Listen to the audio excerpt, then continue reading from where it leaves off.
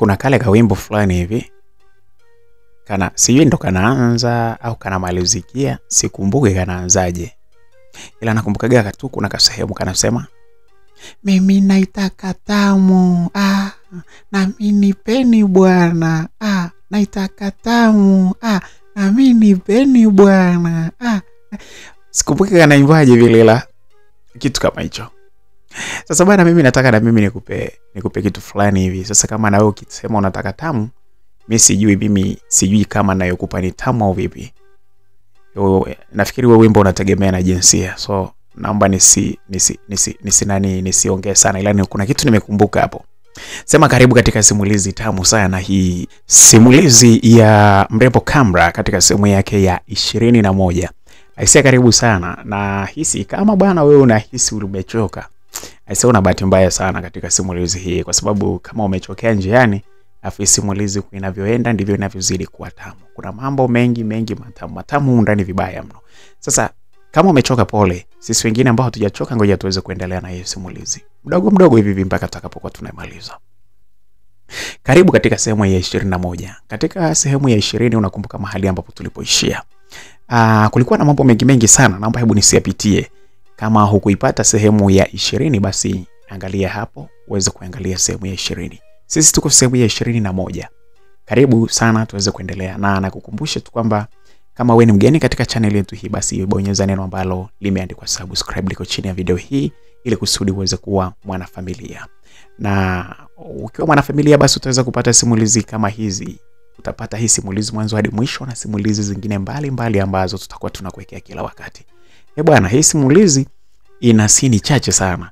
Katika hii sehemu ina sini chache sana ambazo haziwezi zikazidi 3, lakini ni za moto kweli kweli. So karibu, ipe sikio hii sehemu ya 21. Ninayekuletea simulizi hii ni mimi BHB, mwanafamilia mwenzenu, rafiki wa makala simulizi. Karibu, twende pamoja.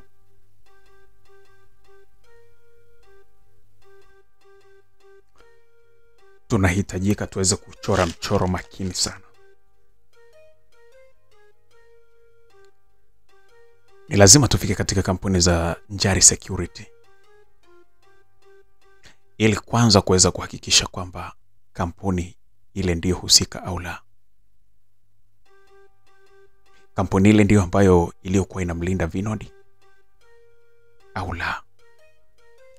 Na tukiisha kufahamu hilo, ni lazima sasa tufahamu huyo askari. Haya mambo yanapaswa yaende kwa spidi kubwa sana. Ni laiti kama ingekuwa inawezekana ndani ya siku 1 au 2 mpaka 3 tuwe tumemaliza kufahamu kila kitu. Kiongozi, inawezekana, lakini itategemea na jinsi ambavyo tutakavyoshughulisha akili zetu vizuri. Mimi naamini inawezekana. Una wazo gani la kufanya tuweze kumaliza huu uchunguzi haraka iwezekanavyo? Bwana, mimi nimepata wazo zuri sana hapa. Unajua hapa tunatumia medali za kijasusi ili tuweze kumaliza hii kazi haraka sana. Kampuni hii haiwezi kutusumbua sana, japokuwa na wao najua kuna majasusi wengi mle ndani. Lakini hatutumie ni mbinu ya barua. Barua tunayoifanyaje? Kiongozi, iandikwe barua. Idraft barua nzuri vizuri. Alafu hii barua anyway, ngoja, kwa sababu hii idea nayo mimi nitaandika barua. Alafu hii barua nitawaelekeza jinsi ambavyo itakavyokuwa. Tutahitaji tupate mtu mmoja wa kwenda kuhakikisha anaiweka kijasusi vizuri kwa njia ya siri katika ofisi za kampuni ya Njari Security. Akishaiweka hiyo barua, itatupa ufunuo mwingi sana. Ngoja mimi nikaiandike. Msikilizaji aliongea minja. maneno ambayo yaliwavutia wengi japokuwa walikuwa bado hawajaelewa ni kitu gani ambacho anataka kukifanya.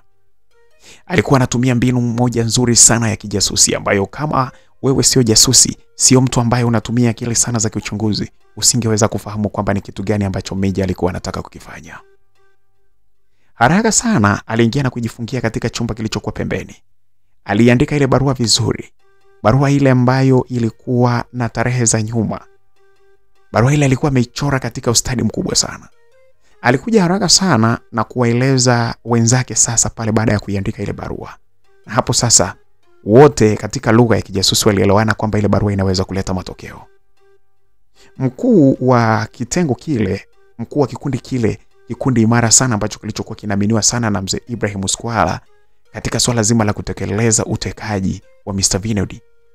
Kikundi hiki sasa kilikuwa kimeingia moja kwa moja katika kufanya uchunguzi katika kampuni ya Njari Security ili kuweza kufahamu kama ni kweli ndiyo kampuni ambayo iliyokuwa inamlinda Vinod au la. Aliteuliwa mtu mmoja pale ambaye aliaminiwa kwamba ndiye ambaye angeweza kuingia na kuiweka ile barua ndani ya kampuni ya Njari Security. Mtu ambaye aliyechaguliwa alikuwa ni Sipo. Waliamini kwamba Sipo ni mtu ambaye ni mustaarabu na ni mtu ambaye muonekano wake ukiutazama tu unaweza kuamini kila kitu ambacho anachoongea hata kabla ya kuanza kuongea. Msikilizaji, Kamana Smembe alitoa maagizo akimweleza kijana huyu alionekana mustaarabu na mwenye mvuto sana katika sura yake na muonekano wake, aliyekuwa akifahamika kama Sipo. Aliagizwa aende na akatumia akili kuhakikisha kwamba ile barua inaingia katika kampuni ya Njari Security na iweze kuleta matokeo ambayo waliokuwa wamekubaliana pale. Jasusi huyu ambaye ni jasusi sasa wa kujitegemea baada ya kufukuzwa kazini miaka kadhaa iliyopita, na sasa akitegemea kuishi kwa njia za ambazo ni njia za kiuovu tu mtaani ambazo zinaweza kumpatia chochote kitu, na huku akitumia taaluma yake ya kijasusi. Alitoka pale na hapo sasa kesho yake asubuhi na mapema alienda moja kwa moja mpaka katika ofisi za kampuni hii ya Njari Security akiwa ameibeba ile barua kwa uficho mkubwa sana na kuingia nayo mpaka ndani katika ofisi ambayo ilikuwa ni ofisi ya mtu ambaye alikuwa anaaminiwa sana katika kampuni ya Njari Security.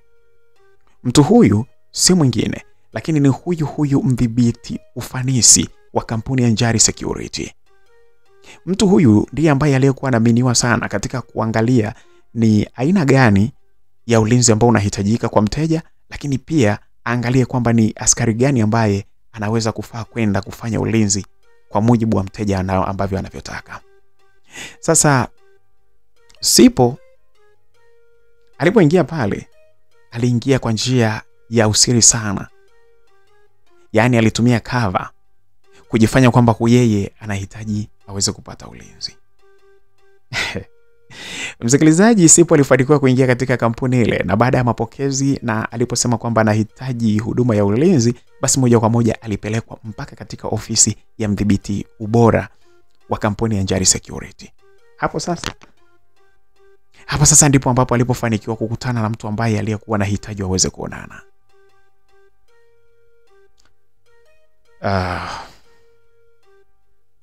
Kiongozi,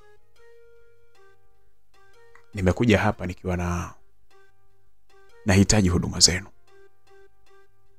Karibu sana. Karibu sana Njari Security.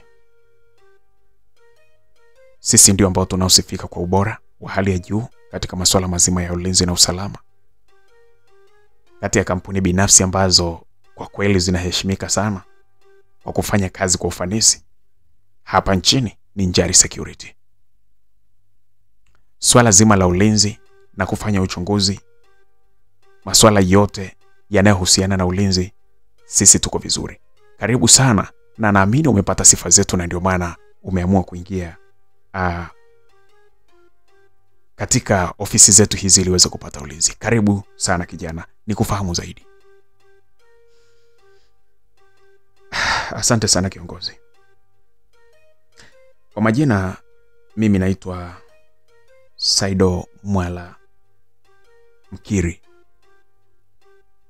Labda majina yangu yanaweza yakawa ni magumu kidogo, na ninaona unaandika hapo. Labda nirudie tena. Naitwa Saido Mwala Mkiri. Endelea nikusikia zaidi. Mimi bana nimekuja hapa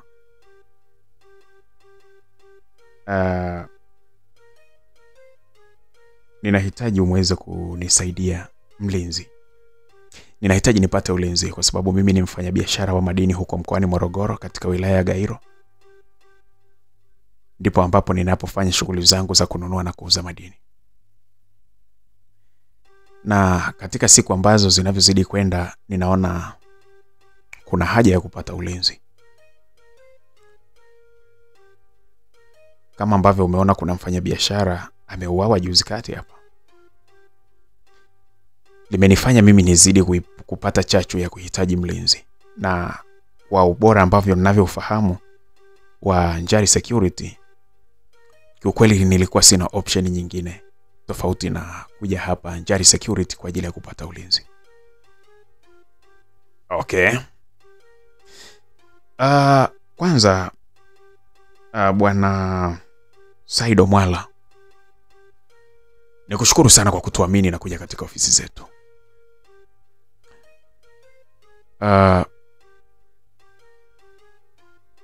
Sijui kwamba ulikuwa unahitaji ulinzi wa aina gani. Ulinzi kwa maana ya mtu kama bodyguard ambaye unahitaji kuwa naye muda wote, au unahitaji mlinzi wa kukufuatilia mahali unapokuwa na kukuwekea ulinzi wa siri, kwa sababu sisi tunatoa mpaka ulinzi wa siri. Sijajua wewe ulikuwa unapendelea ulinzi wa aina gani.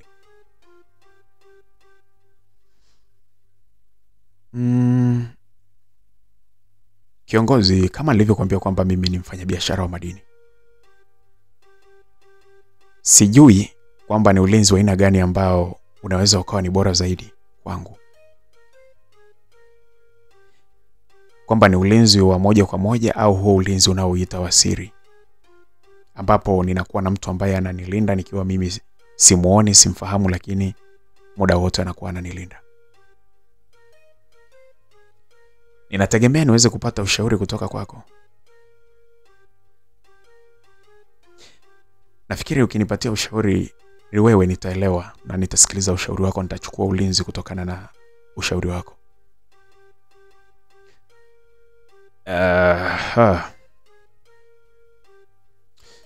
Okay, sawa. Sasa ulinzi wote ni bora, lakini siku zote unapopata mlinzi wa siri inapendeza sana, hasa kwa mfanyabiashara kama wewe ambaye unakuwa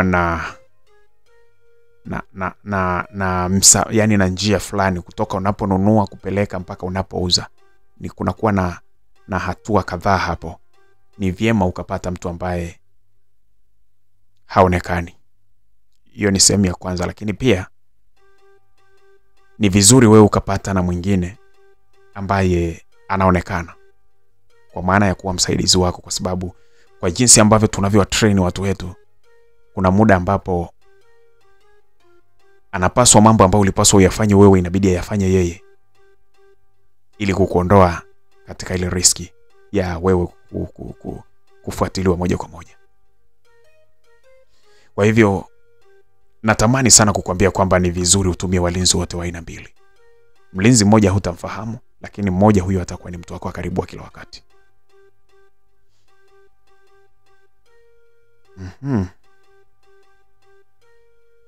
Okay. Sawa, na gharama zake zikoje kiongozi? Msikilizaji, sasa pale mdhibiti ufanisi wa kampuni ya Njari Security alianza kumletea taratibu zote. Akampa, kama ingekuwa ni chakula tungesema ni menu, lakini sasa pale alimletea ile faili ambalo lililokuwa linaonyesha kila aina ya ulinzi na bei yake, jinsi ambavyo utakavyopaswa kulipa kutokana na ulinzi unaohitaji. Kwa upande wa kijana ambaye aliyekuwa yuko pale bwana, Sesipo aliangalia akaona anamudu. Akakiri, akamwambia tu kwamba okay, sawa. nafikiri leo nimekuja kufahamu na nitakuja rasmi sasa kwa ajili ya kuhakikisha kwamba tunaandikishana mikataba ya uanze kunipatia ulinzi wangu. Okay, asante sana. Unategemea kuja siku ngapi? Yaani baada ya siku ngapi? Haziwezi kuwa siku zaidi ya 4. Kwa kifupi ni ndani ya wiki moja kutokana na ratiba zitakavyokuwa. Msikilizaji, wakati kijana Sipo anajibu vile,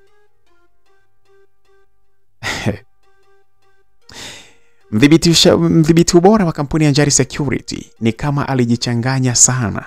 Alinyanyuka pale na kumwambia naomba unisubiri, ninakuja. Alitoka na kuingia katika chumba kingine ambacho ilikuwa ni ofisi nyingine katika kampuni ile ya Njari Security.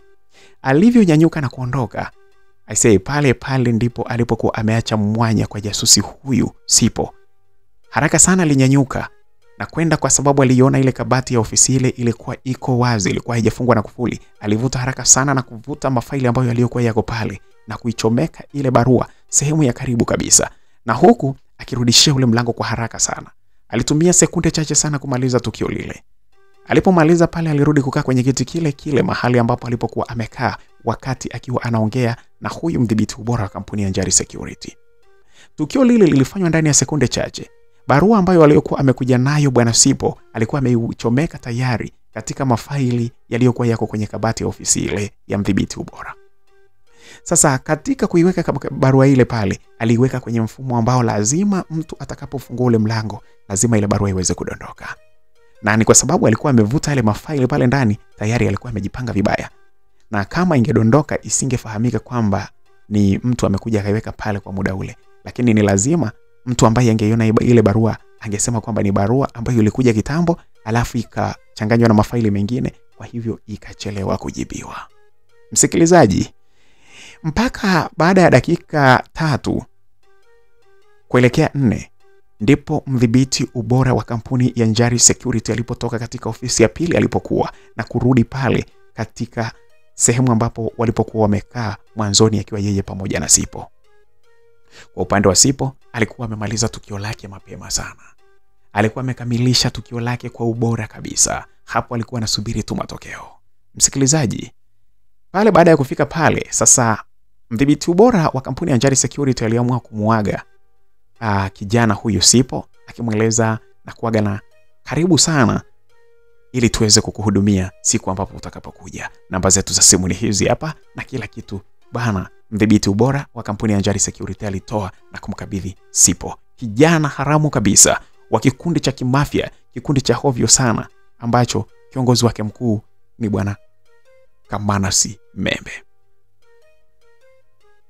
Kijana Sipo alitoka pale na kurudi huku sasa akisikilizia tu milio ni kitu gani kitakachoendelea. Kweli bwana, baada ya dakika kadhaa ndani ya ofisi ile ya mdhibiti ubora wa kampuni ya Njari Security, ni kama kiongozi yule aliona kama ile kabati haikufungwa. Aliona sasa ni bora aende akaifunge, kwa sababu hakuona sababu. Aligundua kwamba yeye ndiye aliacha wazi muda mfupi uliokuwa umepita. Alinyanyuka pale na kwenda sasa kuiweka vizuri, kuisukuma ili aweze kufunga. Lakini aliposhika tu ile mlango ile kabati, pale faili zingine zilidondoka na ile barua pia ilidondoka chini.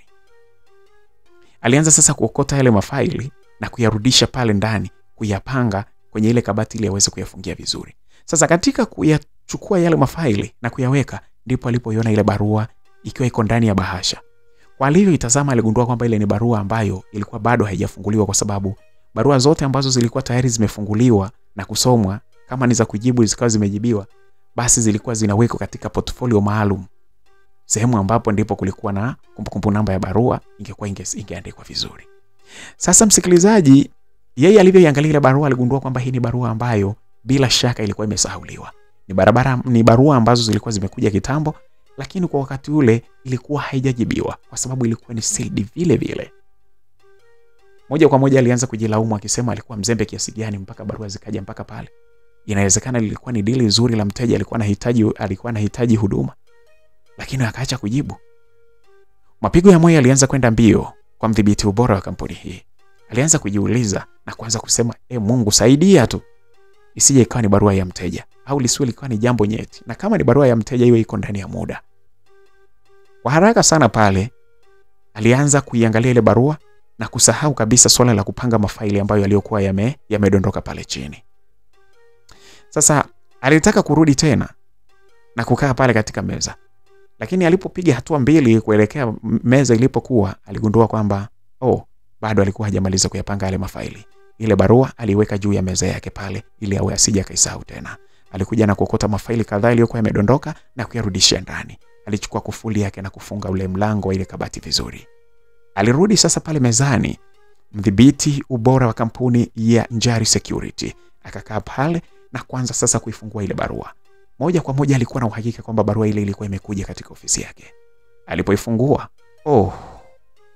aliposoma tu tarehe, aligundua kwamba tayari ile barua muda ulikuwa umekwisha mrefu sana. Barua ile ilikuwa imeandikwa na ilikuwa inahitajika iweze kujibiwa kuanzia tarehe 28 ya mwezi wa 6 mwaka ule mpaka katikati ya tarehe 28 ya mwezi wa 6 mwaka ule mpaka tarehe 28 ya mwezi wa 7 mwaka ule. Ndipo ambapo barua ile ilikuwa inahitaji ipate majibu hapo katikati. Lakini cha ajabu ni kwamba kwa muda huu ilikuwa ni tayari ni mwezi wa 9. Maana yake imepita miezi karibu 2 toka barua ile mwisho ambao uliokuwa unahitajika kujibiwa barua ile. Mkuu yule wa udhibiti ubora wa kampuni ya Njari Security aliumia sana. Alisoma ile barua, kweli ilikuwa ni barua ya mteja ambaye aliyekuwa anahitaji huduma ya kupatiwa ulinzi. Na alisema kwamba anahitaji aweze kupata majibu kuanzia tarehe 28 ya mwezi wa 6 mpaka tarehe 28 ya mwezi wa 7 mwaka ule.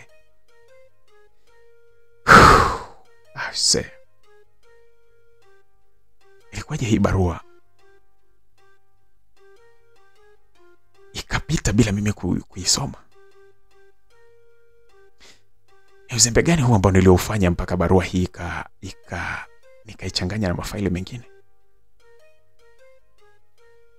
Au ni secretary alijichanganya? Tumekosa pesa muhimu sana hii.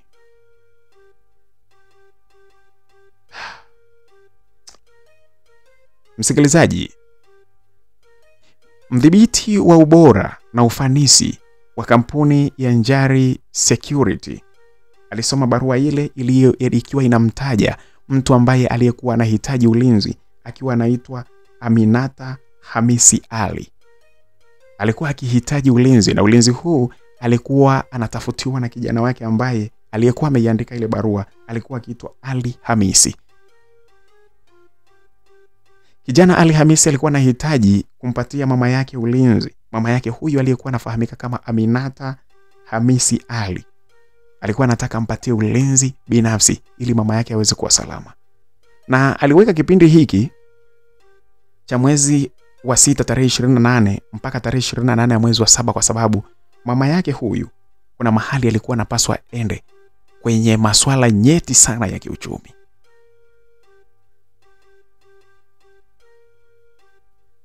Mdhibiti wa ubora na ufanisi alipotazama aliona kabisa kwamba dili hili limepita, kwa sababu muda umekwisha. Ni takriban miezi 2 toka barua ile iletwe pale na kipindi ambapo ilihitajika ijibiwe. Kijana ambaye aliyekuwa anamtafutia ulinzi mama yake huyu Ali Hamisi alikuwa ameandika namba zake za simu pale na kila aina ya mawasiliano alikuwa ameyaweka pale ili kuweza kuwasiliana na kampuni hii ya Njari Security iwe kama ina uwezo kumpatia mama yake huyu Aminata Hamisi Ali kama inaweza kumpatia ulinzi. Sasa kutokana na hali ile, mdhibiti ufanisi na ubora wa kampuni ya Njari Security hakupenda lile jambo lipite vile vile. Alisema kwa heshima kabisa na utulivu ni lazima aweze kumtafuta huyu kijana Ali Hamisi ambaye alikuwa anamtafutia mama yake ulinzi, mama Aminata Hamisi Ali. Akasema sasa ni lazima aweze kumtafuta. Ni bora achelewe lakini afike.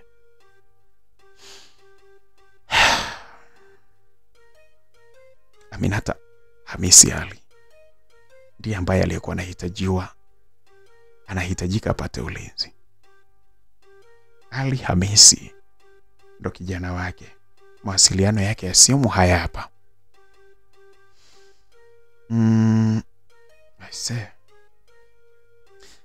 hata kama tumechelewa, lakini ni vizuri tukawasiliana naye ili asije akaona kwamba ni dharau.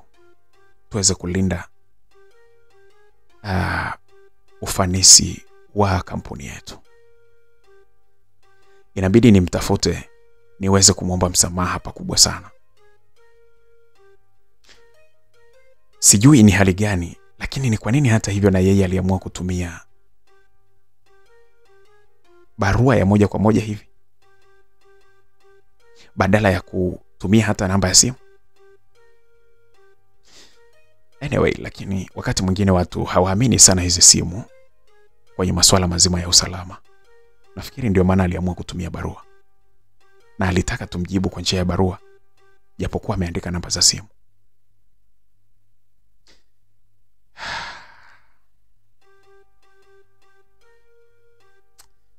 Okay, ngoja niweze kumpigia, nimuombe msamaha sana.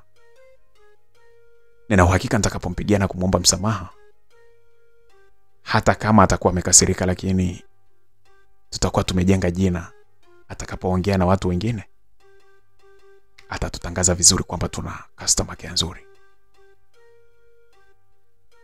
Msikilizaji, baada ya mdhibiti ufanisi na ubora wa kampuni ya Njari Security kujishauri, alishika simu yake na kupiga namba ile ya kijana ambaye aliyekuwa anafahamika kama Ali Hamisi, ambaye aliyekuwa ameandika ile barua. Alimpigia simu na kweli ile simu ilipokelewa. Samahani sana mteja wetu. Kwa bahati mbaya sana barua yako sijui kama ilifikaje hapa na sijui ilikuwaje, lakini barua yako leo ndipo ambapo ninaiona. Ninafahamu kweli kwamba tarehe za barua hii zimepita, lakini nimekupigia angalau kukuomba radhi kwa hali ya juu sana. Samahani sana kwa jinsi ambavyo tulivyoonyesha uzembe mkubwa sana. Barua ambayo ilipaswa ijibiwe mwisho tarehe 28 ya mwezi wa 7, leo hii ni tarehe 18 ya mwezi wa 9, ndipo ambapo tunajibu takriban miezi miwili. Naomba kwa kweli utusamehe sana. Sijui tulijichanganyaje, lakini barua yako tumeikuta katika mafaili ambayo yalikuwa yametunza taarifa za kumbukumbu tu, sio taarifa ambazo zilizokuwa zinahitaji kujibiwa muda huo. Samahani sana.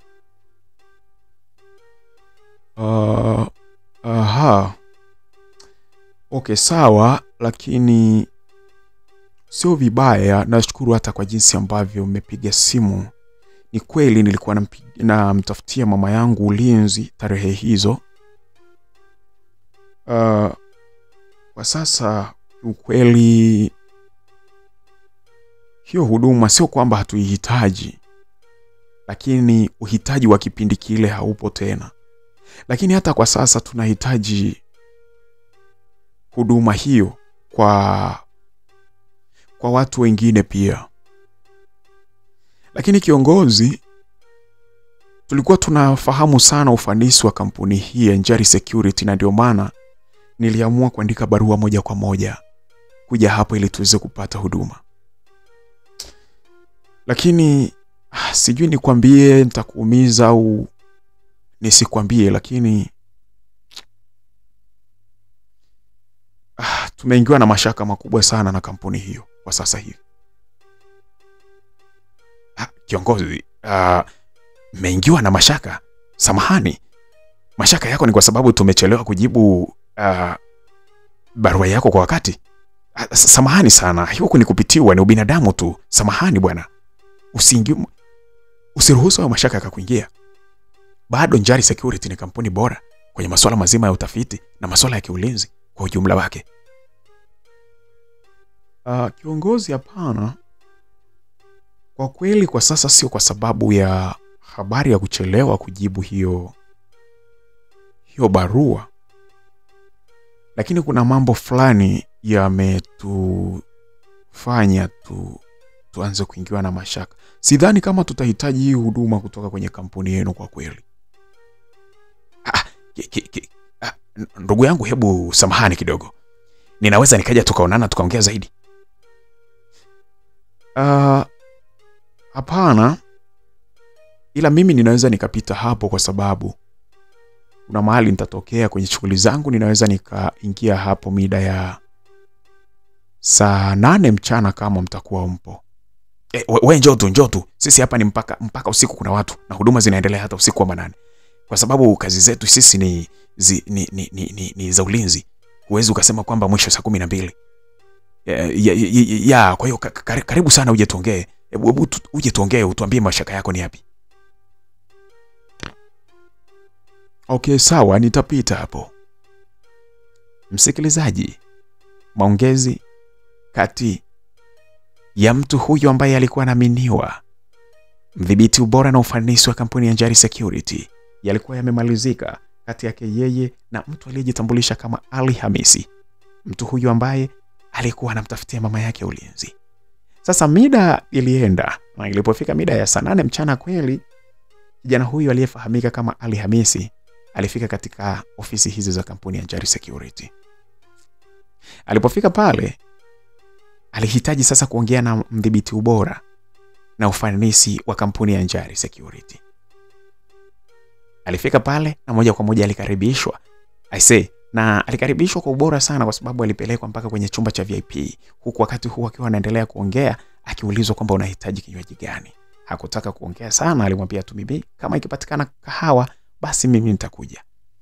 Ali Hamisi alikaa pale na hapo sasa akaanza kuongea pamoja na mdhibiti ubora na ufanisi wa kampuni hii ya Njari Security.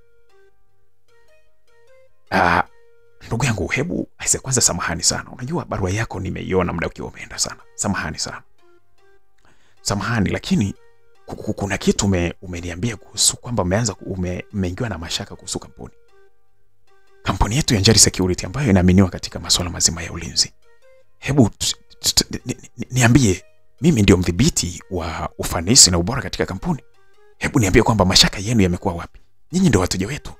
Sasa mnapoingiwa na mashaka, maana yake mwisho wa siku tutafunga ofisi hizi sasa. Sasa zitakuwa hazina kazi sasa. Kama tunapoteza imani kwa watu wetu, ni nini sasa? Hebu tuambie, shida ni nini? Mdhibiti ufanisi na ubora wa kampuni ya Njari Security aliongea. Na hapo sasa kijana aliyejitambulisha kama Ali Hamisi alianza kuongea. Unajua kiongozi, ukiachana na swala zima la nyinyi kuchelewa kujibu barua yangu, lakini hilo ni kama limeongeza tu taarifa za muhimu sana katika taarifa ambazo tayari tulikuwa tunazo. Bwana, kampuni yenu tulikuwa tunaiheshimu sana na ilikuwa inatamba sana, lakini katika siku za hivi karibuni ni kama inaonyesha imefifia sana. Imefifia pakubwa kwa sababu kuna tetesi tumezisikia kwamba kijana Vinod aliyepotea nyinyi ndio ambao mlikuwa mnamfanyia ulinzi. Sasa sijui kama ni kweli au vipi, lakini taarifa zinasema kwamba nyinyi ndio mlikuwa mnamfanyia ulinzi na bado akapotea. Na mpaka leo hamna majibu. Ni nini kilitokea? Maneno yale aliyoongea kijana huyu alijitambulisha kama Ali Hamisi ni yalimstua sana mdhibiti ubora na ufanisi wa kampuni ya Njari Security. Alianza kuongea huku akiwa na aibu fulani hivi.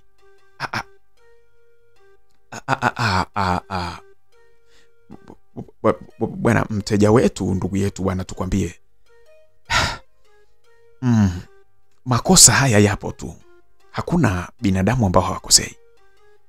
Ni kweli kabisa kwamba kampuni yetu ilikuwa inamfanyia ulinzi kijana huyo Vinod.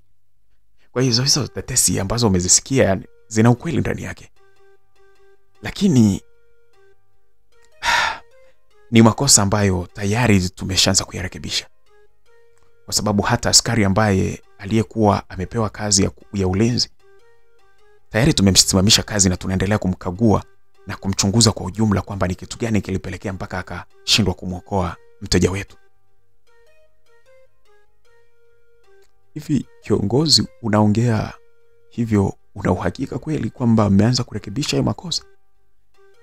Tunawezaje kuamini kwamba kweli ameanza kurekebisha hayo makosa ya kwamba askari wenu aliyefanya uzembe tayari mmemchukulia hatua? Tutaaminije sisi? Ngoja nikwambie. Hili jambo sijui kwanza hata limetokaje nje na kufahamika sana, kwa sababu tulikuwa hatutaki kulitangaza kwa sababu ni rasmi. Tulijua kabisa kwamba litatuharibia sifa, kwamba mtu anapotea na kupotea kabisa. Na sisi ambao tulikuwa tuko responsible katika kumlinda tusiwe na majibu sahihi, hatukutaka hii taarifa iende mbele. Yaani fahamike kabisa kwamba tulikuwa na hiyo kazi. Lakini bwana ndugu Ali Hamisi, kwa sababu umefahamu, inabidi lazima tukueleze sasa ukweli wote, kwa sababu nafikiri utakuwa ni balozi mzuri wa kuitetea kampuni yetu mahali popote utakapokuwa. Mwanajeshi ambaye huyo askari wetu ambaye alikuwa na kazi hiyo ya ulinzi wa siri, tulishamsimamisha kazi na tunaendelea kumchunguza kwa sababu kuna mashaka kwamba kuna namna alipata rushwa.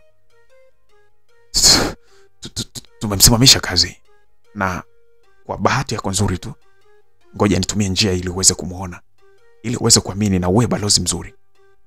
Sasa msikilizaji, maneno yale ambayo aliongea mdhibiti ufanisi huyu yalikuwa yanaingia vizuri na kunasa vizuri katika kichwa cha kijana huyu aliyejitambulisha kama Ali Hamisi.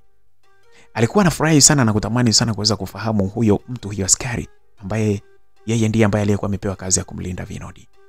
Sasa kuna ishara moja ambazo mdhibiti ubora na ufanisi wa kampuni ya Njari alizionyesha kwa watu ambao waliokuwa wako mbali kidogo.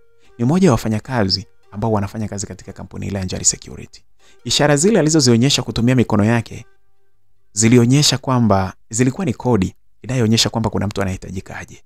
Sasa mmoja wa watu ambao waliokuwa wametazamwa kwa mbali kabisa waliona ishara ile, na hapo sasa mmoja alikuja.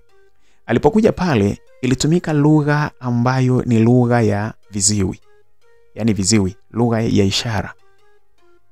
Alianza kuonyesha lugha ya ishara pale kwa sekunde kadhaa pale, na moja kwa moja mtu yule ambaye aliyekuwa anapewa ishara zile alielewa kwamba ameagizwa kitu gani. Alitoka pale na moja kwa moja aliingia ndani. Wakati anakuja, alikuwa ameongozana na mtu huyo ambaye ndiye aliyekuwa ni mlinzi wa bwana Vinod Ndungulu. Wakati wanakuja kwa mbali katika mlango mkubwa ambao uliokuwa unatazamwa vizuri na mahali ambapo walipokuwa wamekaa mdhibiti ubora pamoja na kijana aliyejitambulisha kama Ali Hamisi, mahali walipokuwa wamekaa na mahali ambapo mtu yule aliyekuwa anakuja alikuwa anatokea pamoja na yule mlinzi aliyekuwa anamlinda Vinod, ilikuwa ni mkabala. Kwa hiyo alikuwa akitazama hivi, unaona vizuri. Sasa mdhibiti ubora huyu alimueleza haraka sana pale kijana huyu aliyejitambulisha kama Al Hamisi, akamwambia mlinzi mwenyewe ni yule pale. Unaona hata nguo zake ambazo amevaa sasa hivi ni tofauti na wenzake. Ni kwa sababu yuko kwenye kipindi cha kuchunguzwa na haruhusiwi hata kutumia simu. Ndio yule pale anakuja. Na huyu aliondoka hapa, yule wale wanakuja. Na hata kuja kukaa hapa. Atapita tu na yule mpaka kule na atarudi. Nia yangu ni ile uweze kumuona. Msikilizaji, maelezo yale ambayo aliyokuwa ameyatoa mdhibiti ufanisi ule, aisee, yalimfanya sasa kijana huyu wa kuitwa Ali Hamisi kujua kwamba anakwenda kukamilisha jambo lake alilokuwa analitaka. Haraka sasa aliweka mkono wake kwenye mfumo kama anakuna sehemu ya paji lake la uso. Lakini kitendo alichokuwa anakifanya pale ni kwamba alikuwa anamrekodi mtu yule ambaye aliyekuwa ni askari aliyekuwa anamlinda Vinod. Alimrekodi toka anatoka kule, na alikuwa anamrekodi kwa kutumia simu ya saa yake ambayo iliyokuwa ina kamera. Alimtazama vizuri jinsi ambavyo alivyokuwa anatembea. Alichukua sehemu ya mbele ya uso wake mpaka alipogeuka na kuchukua sehemu yake ya nyuma na kupita zake. Sasa baada ya yeye kupita pale, alishusha mkono wake kiustadi kabisa bila kufahamika kwamba alikuwa na rekodi wala nini. Na baada ya hapo sasa, mdhibiti ubora alimueleza, aise, huyo ndiye ambaye alikuwa ni mlinzi. Kwa kuonyesha kwamba kampuni yetu iko serious sana na masuala mazima ya ulinzi wa wateja wake. Ndio hapo sasa unaona tumemuondoa. Sasa hivi anachunguzwa mwanzo mpaka mwisho ili tuweze kupata majibu ya ujumla kwamba mteja wetu ni kwa nini alipata matatizo chini yake na hakupata kusaidiwa. Na siku zimekwenda hajapatikana. Taarifa tulizozichunguza tu zinaonyesha kwamba alikula rushwa, lakini hatujajua kwamba alikula rushwa kwa nani na kadhalika na kadhalika. Lakini ndio huyo na tumemsimamisha kazi.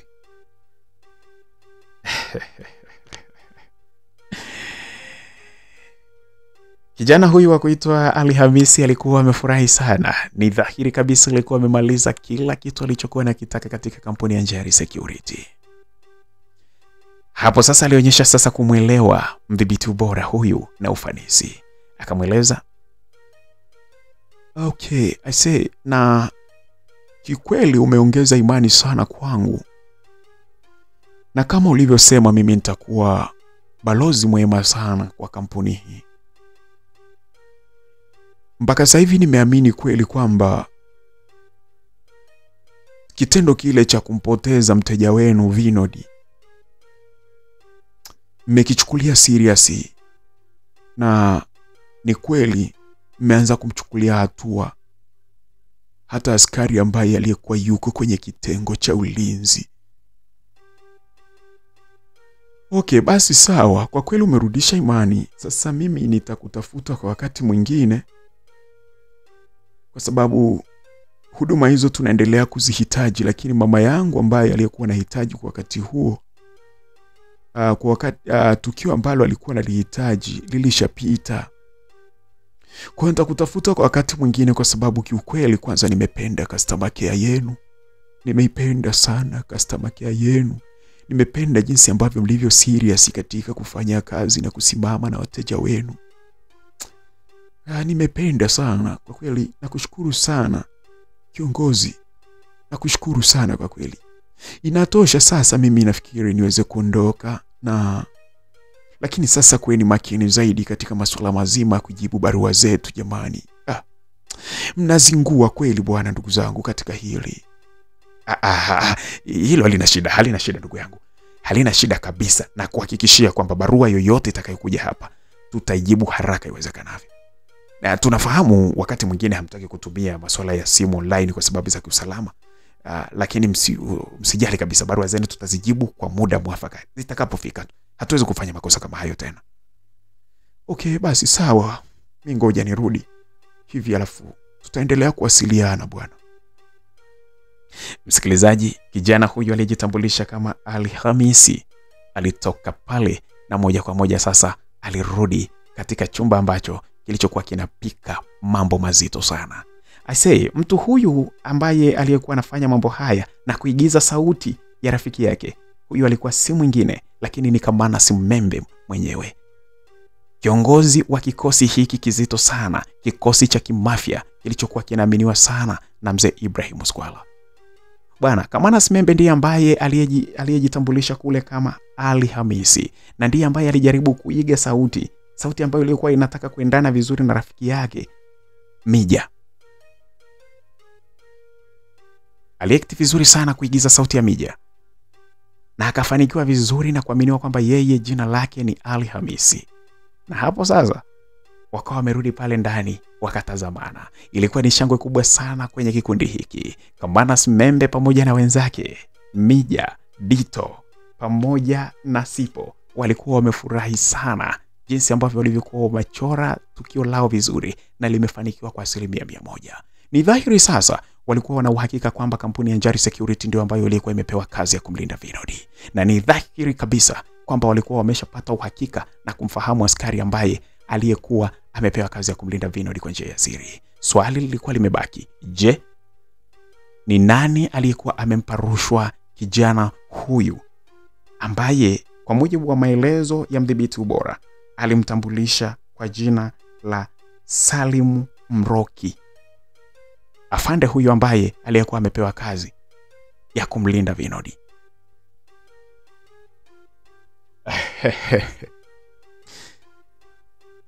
Ase, ndugu zangu, mimi naamini tumekamilisha ise kwa 100% kubwa sana. Kuna namna inabidi tujipongeze hata kwa kujipigia makofi kidogo. Hebu jipigie makofi. Sipo, piga makofi kwanza. Ase, lakini ase, Mija, ulikuja na swala zito sana, zuri sana la kuhusu ile barua. Na ulilifanikisha kwa 100%. Hii mission imetiki kwa 100%. Dito naye ameenda amekamilisha kwa 100%. Mimi nimeenda nimekamilisha kwa 100%. Kikundi kimeshinda.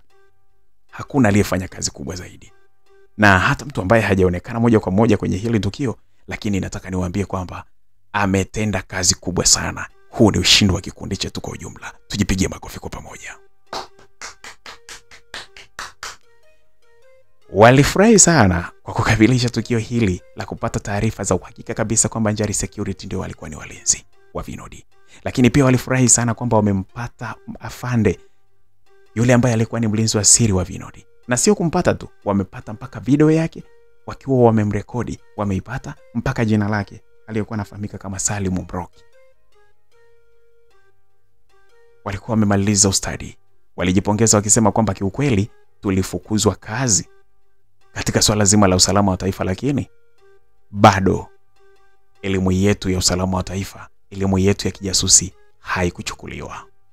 Basi bana msikilizaji, mpaka pale walikuwa wamefurahi sana. Na kwanza sasa kikundi kile ambacho kilichokuwa kinaongozwa na Kamana Simembe kilikuwa kinaenda step nyingine ya kufahamu kwamba ni nani ambaye yuko nyuma ya pazia, ni nani ambaye yuko nyuma ya huyu Salim Mroki ambaye alisababisha mpaka Vinod akatekwa.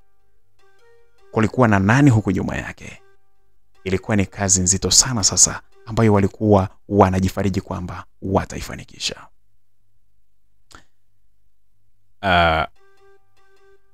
Ndugu zangu, tumefanikiwa mpaka hapa. Na tumefanikiwa kwa muda mchache sana. Siku 2 tu tumefanikiwa mambo mazito sana. Sasa ipo haja ya kumjua mtu ambaye yuko nyuma, aliyefanya mpaka Salim Mroki, mwanajeshi huyu, askari huyu wa Njari Security, kukubali kuuza njia mpaka Vinod akatekwa. Ninaamini kwa sababu video yake tunayo, tuchore mchoro mzuri tena mwingine kwa akili zetu hizi za kijasusi, ili tuweze kupata majibu ni nani ambaye anahusika katika kutoa rushwa na kumfanya askari huyu aweze kucompromise na kuruhusu mteja wake aweze kutekwa.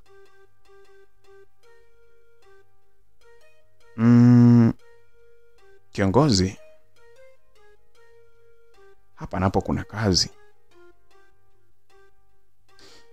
Kuna kazi kubwa kwa sababu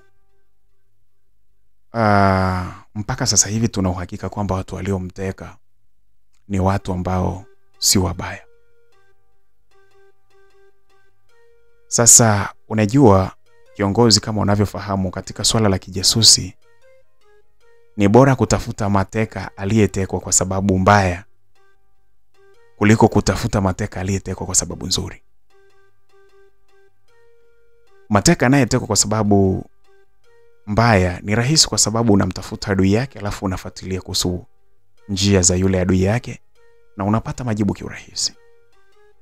Lakini anayetekwa kwa sababu nzuri inakuwa ni shida, kwa sababu hapo sasa inabidi utafute watu wazuri, na watu wazuri huwa ni wengi, wabaya ndio wachache.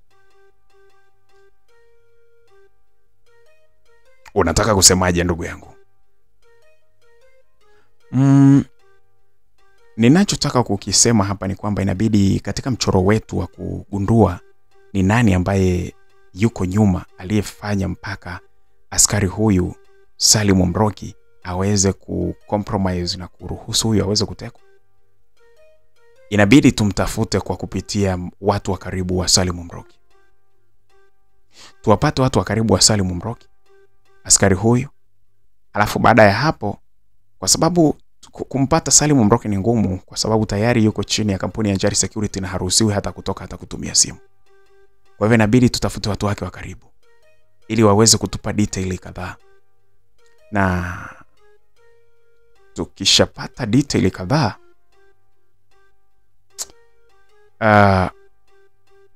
nafikiri itakuwa ni rahisi sana kwetu sisi kuweza kufahamu kwamba ni mtu gani huyo. Kwa maana kwamba ni kwamba mpaka hapa Salim Mroki hana kosa. Anakosa katika kampuni, lakini hana kosa kwa upande wa Vinod, kwa sababu inaonyesha kwamba kuna jambo zuri ambalo lilikuwa linamtokea Vinod. Sasa lazima tuyafahamu haya.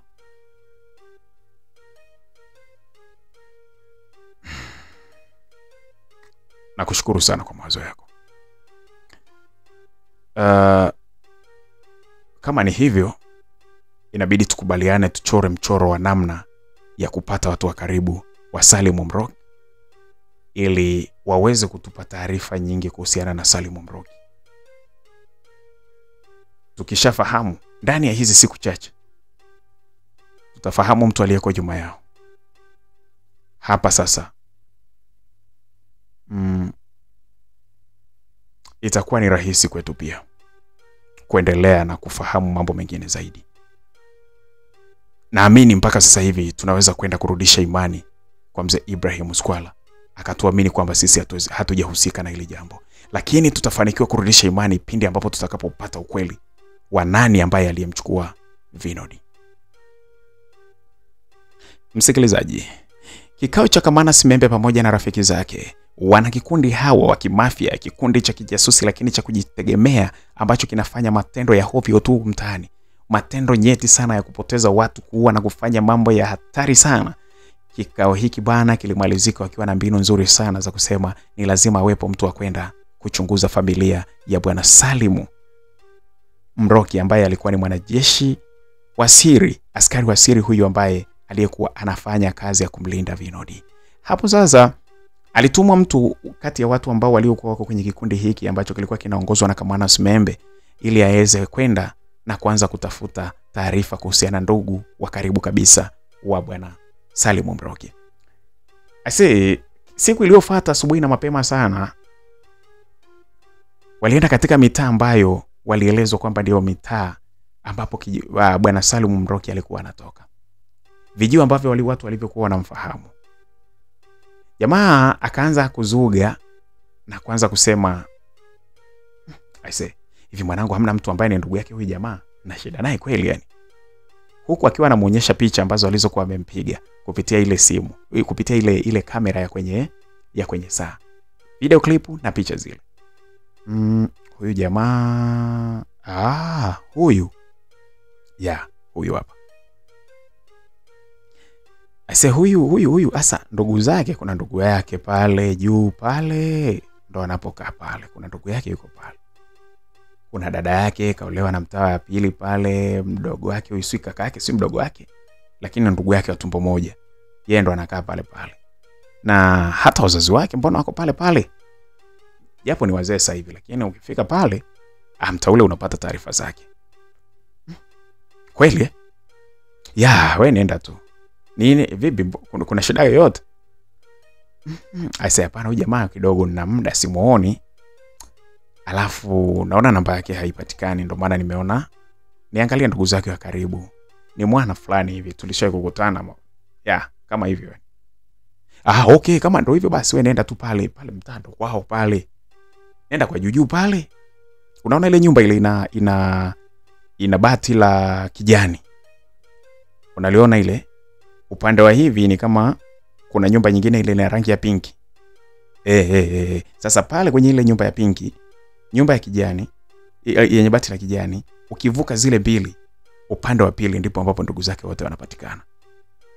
Upande wa pili pale. Okay, basi bana, nashukuru sana ndugu yangu. Poa. Basi bana, ule jamaa aliondoka pale na moja kwa moja alienda katika maeneo ambayo hapo alipokuwa ameelekezwa. Alipofika pale bana, kwa bahati nzuri alikutana na ndugu wa karibu kabisa, ndugu wa tumbo moja wa bwana Salim Mroki. Alipomuona pale, alianza kumuuliza huku akionyesha kama Salim Mroki ni rafiki yake wa karibu sana. Mwanangu, huyu jamaa bana, mimi nahisi nimeambiwa ni ndugu yako. Alafu ni kama mnafanana hivi. Huyu upi? Huyu. Huyo ndugu yangu bwana. Hebu niambie kuna issue gani? Huyu bwana, huyu jamaa bwana, nilikuwaga na namba yake. Ni mwana fulani, si unajua ongea yake mstaarabu fulani hivi. Kwa hiyo kajikuta tumefahamiana. Sasa kuna issue tuliongeaga ya kawaida tu, lakini sasa mimi nilikujaga tu kumuelewa ni jamaa awe rafiki yangu, unaona? Sasa baadaye tukao tunawasiliana, afu baadaye ile namba naona haipatikani. Afu mwanangu sana, tulikuwa tunameki sana story huyu jamaa. Sasa vipi namba yake nyingine si unayo lakini? Mwanangu hapo umeongea lakini sasa hii ujue nini? Namba yake ya simu bwana sio wewe tu. Hata sisi wenyewe sasa hivi hatumpati. amumpati. Wewe si ni ndugu yake wa damu kabisa. Hatumpati mishe zake hizo. Si unajua mishe zake anazofanya hizo za huko kwenye makampuni yao ya ulinzi swili nini. Sasa ndio hivyo hatujui hata issue imekuaje, lakini jamaa bana, unajua swini katusua au imekuaje yani. Kuna mambo ambayo hata sisi kama familia hatujui yani. Kwa nini? Yani unajua yule jamaa ndani ya muda mfupi sana amejenga. Unaona ule mjengo pale ule? Ngoja cheki. Panda kwa hapa. Unaona ule pale ule? Ule mjengo ni wa kwake bwana. Yani ile nyumba ile huwezi amini. Watu wengi wanasema hawaamini kama ni yeye kajenga. Kwa sababu kazi yake hiyo ya ulinzi, lakini sasa mjengo ambao amejenga mtaa mzima au hakuna. Ni mjengo mmoja wa maana kichizi yani. Yani mpaka sisi wenyewe tukimuuliza anashindwa kuongea huku na kule yani, anatuzuga tu yani. Yani anatuzuga yani, sijui aliokota fuko la hela huko kazini kwao ilikuwaje yani. Sasa ndo maana hapatikani. Bwana, huyu jamaa sijui imekuwaje. Wapo watu wanasema maneno, mara sui kaibia kampuni, mara sijui kafukuzwa kazi sui nini, lakini hayo mambo yote ni uongo. Kwa sababu angefukuzwa kazi si angekuja hapa nyumbani, na nyumba yake ile pale ndio ilishamalizika kama unavyoona pale. Amebakia tu hapo sui kumalizia sui madirisha gani ya upande ule, anahamia ni nyumba kabisa ile. Unaiona kali kubwa kama ile. Ndani na kila kitu. Sasa hata angefukuzwa kazi si angekuja huku. Kama angekuwa amepelekwa hata mahakamani situngejua sisi ndugu zake. Baba hapa ajui mimi sijui. Hamna bwana, umbea tu watu mara kafukuzwa kazi sijui nini, uongo tu. Lakini bwana ndo hivyo. Bro wangu yule ni bro wangu bwana, anazaliwa yeye nazaliwa mimi. Huyu hapa unayemzungumzia anaitwa Salimu Mroki. Na mimi ni Hamadi Mroki. Ushaona? Kwa hiyo ni ndugu yangu wa damu kabisa. Lakini ndo hivyo, hapatikani. Sasa issue zao hizo za kiulinzi hizo mimi sielewi, ndo maana nimekausha tu.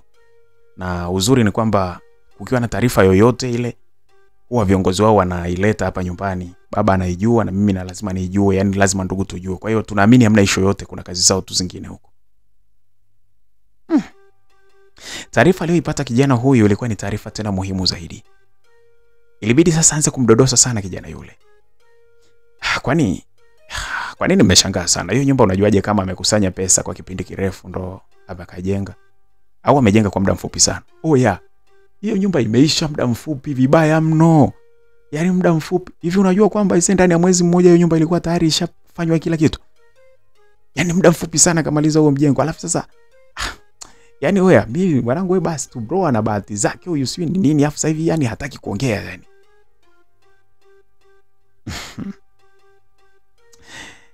Hamadi Mroki ambaye ni ndugu yake na bwana Salimu Mroki alikuwa hajui kabisa kwamba anachokiongea ni kitu gani. Hamadi bwana alikuwa ni anamchoma ndugu yake, yani anafunguka kila kitu bila kujua kwamba anaongea nini. Kwa hiyo nyenye mnaogopa. Sema nini? Mimi bana ni sijui, lakini kwa sababu kuna siku mimi nilimuona kama mara mbili hivi. Bro, nikamuona yuko na mzungu mmoja hivi wa kampuni ya utafiti wa tabia za wanyama pale, za wanyama pori ambayo inamilikiwa na Wajerumani pale. Ile si unajua yale pale? Upande gani? Kuna kampuni hiyo wanasema ni ya huko nje, lakini sasa imekuja inafanya utafiti wa tabia za wanyama pori. Ni ya Ujerumani wanasema. Inaitwa Wild Behavior nini. Nilimuona bana na mzungu ule. Nimemuona kama mara mbili. Sasa ngajiuliza bro mwenyewe vipi huyu? Sasa nimemuona kama mara mbili hivi. Afu baadaye ndo namkuta yuko na mjengo, anaanza kujenga mjengo. Sasa sijui ni kwamba labda sijui tu, yani sijui kwamba labda alipewa zawadi. Si unajua wenzetu wazungu bwana wamepewa roho nzuri. Unakuta labda akapewa zawadi ndo anataka kumwambia mtu ndo mjengo ukaisha.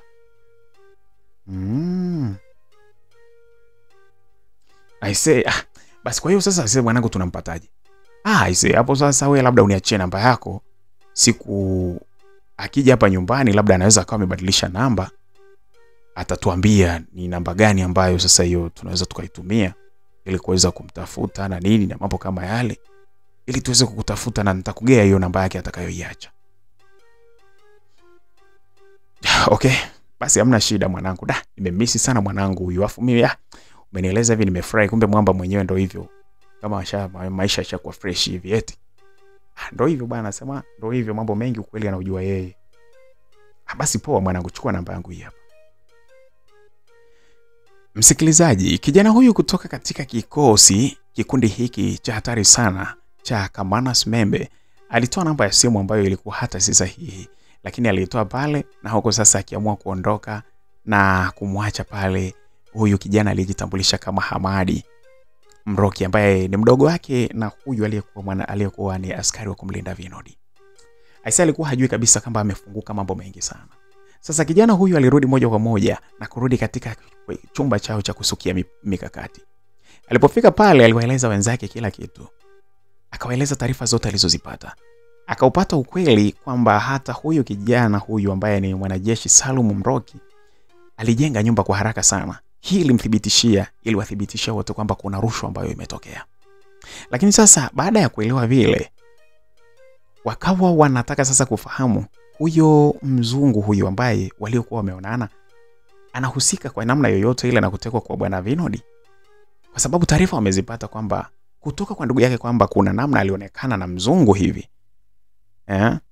Sasa wakawa wanajiuliza, je, kuna namna yoyote anaweza akahusika na kutekwa kwa bwana Vinodi?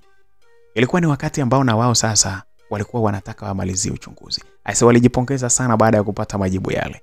Kugundua kabisa kwamba kuna kitendo huyu Salim Mroki alikifanya cha kujenga nyumba ya gharama sana ambayo ilimshangaza kila mtu. Kitendo kile kiliwathibitishia akina Kamanas Membe kwamba ni lazima kuna rushwa ilitokea. Lakini walitaka kumfahamu huyu mzungu huyu ambaye anahusika na hiyo kampuni inayofanya utafiti wa tabia za wanyamapori. Huyo mtu ni nani? Ana mahusiano gani yoyote yale, au ana manufaa gani na kijana Vinodi mpaka aseme anamteka, na kwa nini amteke? Na taarifa zinaonyesha utekwaji wake ulikuwa ni kwa ajili ya jambo jema. Ni jambo gani hilo liko nyuma ya pazia? Bado kikosi cha Kamanas Membe kilikuwa kiko kazini. Lakini mpaka kufikia pale walikuwa wamejipongeza sana. Na waliamini kabisa kwamba step inayofuata ni ya mwisho kabisa kumgundua mtekaji wa kijana Vinodi Ndungulu na sababu za kumteka. Msikilizaji, huo ni upande wa kikosi kazi, kikosi cha Kamanas Membe. Upande wa familia ya mzee Ibrahim Skwala, bado mambo yalikuwa ni mengi. Labda alikuwa hafahamiki ni wapi alipo. Familia ilikuwa inachanganyikiwa kweli kweli. Mzee Ibrahim Skwala alikuwa anaendelea kukaba katika kampuni yake kwamba asimamie mambo yake mwenyewe. Upande wa jeshi la polisi, napo mambo yalikuwa bado ni moto moto. Walikuwa wanahitaji kufahamu ukweli ni vipi, ni nini kilitokea mpaka kijana Vinodi akapotea. I say, familia ya Bushenza, kunako mwanadada Stella, napo mambo bado hayaeleweki. Hata kwa upande wa mwanadada Kambra mwenyewe, mambo bado ni moto moto. Na vipi sasa kuhusiana na mwanadada Salome, rafiki wa karibu wa mwanadada Kambra? I say, bana, kwa sababu mambo ni mengi, naomba katika sehemu hii ya 21 tuweze kuishia hapa. Endelea kuwa na sisi tuweze kufahamu, je, vijana hawa wa Kamanas Membe watafahamu ni nani aliyemteka? Na je, jeshi la polisi nalo litafahamu? Na vipi, labda amekwenda wapi? Kambra mambo yanakwendaje? Kwa hayo na mengine mengi, tukutane katika sehemu ya 22. Bwana, kama wewe bwana bado hujabonyeza neno subscribe, hebu libonyeza ise. Utapitwa na mambo mengi sana. Bonyeza hilo neno uwe mwanafamilia wa Makala Simulizi. Lakini pia usiache kucomment, usiache kushare, usiache kulike, usiache kushare kwenye magrupu yako ya WhatsApp, Facebook na kwingineko, ili tuweze kuwa pamoja wote, tuweze kuenjoy mambo murua sana hapa ndani ya Makala Simulizi na rafiki yenu Swaiba BHB. Aisee, nawapenda sana. Mimi natakia kila laheri. Tukutane katika sehemu inayofuata. Wow. Hadi wakati mwingine.